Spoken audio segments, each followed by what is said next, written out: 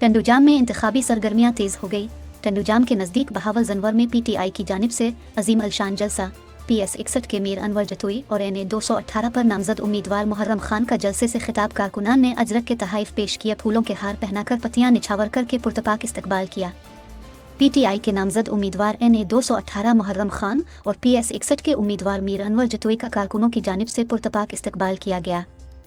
जलसागाह पेचने पर अजरक पेश की गई और फूलों के हार पहनाए। जलसे आम से खिताब में मुकर्ररीन ने कहा कि पिछले 15 सालों में कराची से कश्मीर तक पीपल्स पार्टी ने सिंध को तबाह किया और सिंध को काट कर अपना पेट भरा। उन्होंने कहा कि गुज़िश्ता 15 सालों से हल्के की आवाम बुनियादी सहूलियात से महरूम हैं, जिनसे पीने के पानी के लिए भी पैसे लिए जाते हैं।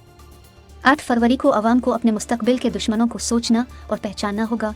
उन्होंने कहा कि पीपल्स पार्टी ने 15 सालों में कोई अच्छा काम नहीं किया कि लोग उनकी तारीफ कर सकें, इसलिए इस इलेक्शन में यकीन है कि कोई भी ज़हीन लोग पीपल्स पार्टी को वोट नहीं देगा।